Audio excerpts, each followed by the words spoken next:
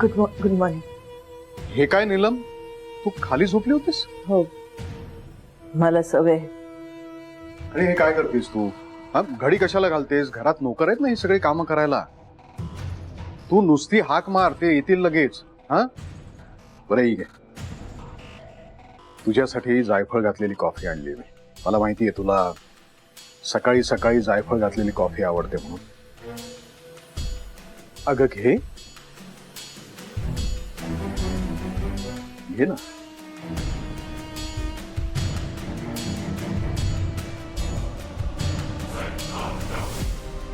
Sorry, इतक्या उशिरापर्यंत मी कधी झोपत नाही.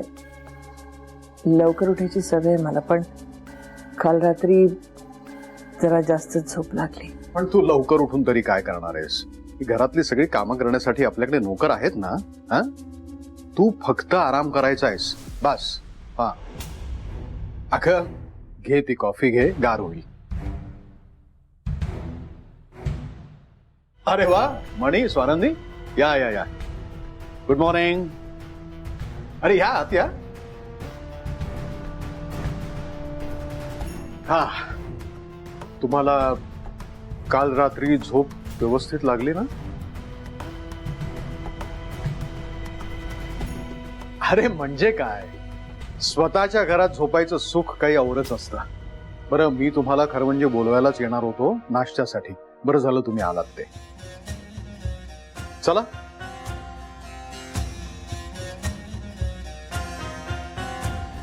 ओ सॉरी सॉरी, तुम्हाला नीलमशी काही बोलायचं आहे का? ठीक आहे, मी पुढे होतो, तुम्ही नंतरून या. हा, बोलणं झालं की या तुम्ही. काय नाही, मी फक्त त्यांना आपल्या घरात काय रीती आहेत ते सांगायला आलो होतो. म्हणे तुला सगळं माहितीच आहे, स्वानंदी तुला पण माहिती आहे. तुमचं बोलणं झालं की या. हा, मी तुमची वाट बघतो टेबलावर. नीलम ये.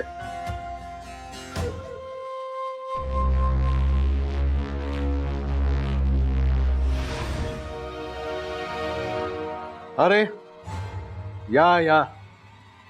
आपल्या घरामध्ये ना आपण सगळे एकत्र मिळून नाश्ता करतो.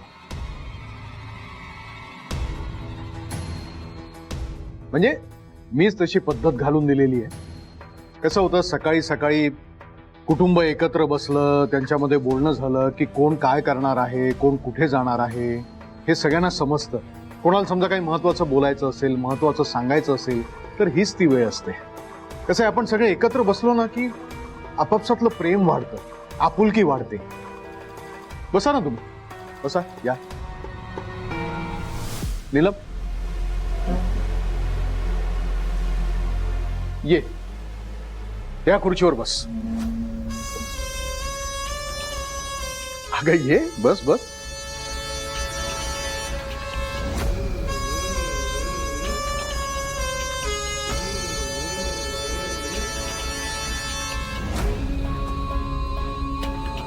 बस.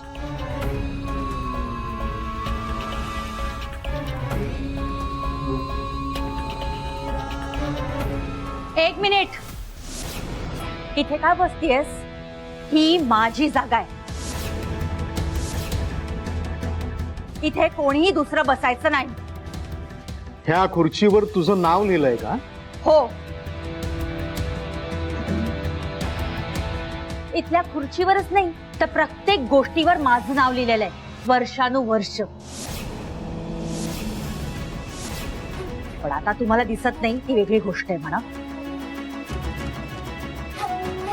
नीलम ये इकडे बस.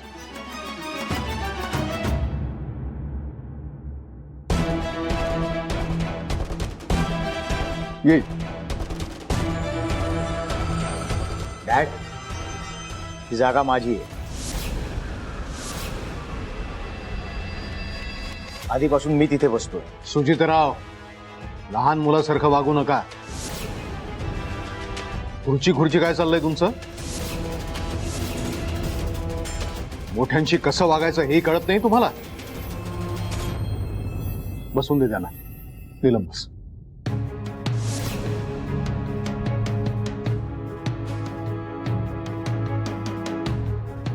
अरे तुम्ही दोघं असे उभे का? बसा ना. मणी बस.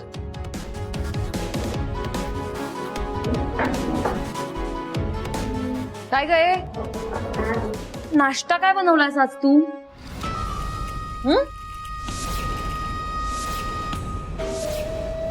हे काय नाश्ता रेडी नाही अजून?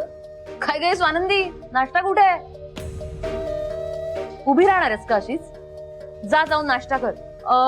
माझ्यासाठी ऑरेंज ज्यूस पण आण विदाउट शुगर आणि सुजितसाठी ओट्स. संचिता, स्वानंदी या घरची सून आहे. नुसती सून नाही, तर या घरची मोठी सून आहे.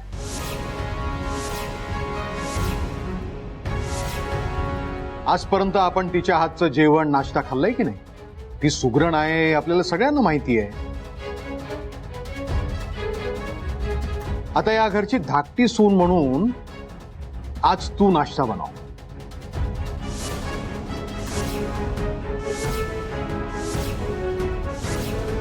अरे तुझ्या हातची चव सगळ्यांना कळू दे. आज पहिल्यांदा आपल्या घरामध्ये नीलम, मणी, स्वानंदी एक कुटुंब म्हणून इथे नाश्ता करतायत की नाही? हा, जा आता ह्याच्या पुढे मोठ्या सुनबाईंच्या काही जबाबदाऱ्या तू स्वतःच्या खांद्यावर घे आणि त्याची सुरुवात आपण आज नाश्त्यापासून करूया. जा नाश्ता कर जा. डॅड मी किचन मध्ये जाऊन नाश्ता बनवू? डॅड मला कंटाळा येतो हे सगळं करायला. नाही नाही, सराव केला ना की त्याची गोडी आपोआप निर्माण होते. हो, एक काम कर ना, तू रोज नाश्ता, दुपारचं रात्रीचं जेवण बनव, म्हणजे तुला आपोआप त्याची गोडी निर्माण होईल. जा जा जा. संचिता, ह्या घरामध्ये मोठ्यांचं ऐकायची रीत आहे, तेव्हा आता चर्चा बास. नीलम, आजपासून किचन मधले जे काही निर्णय घ्यायचेत ना ते तू घ्यायचेस.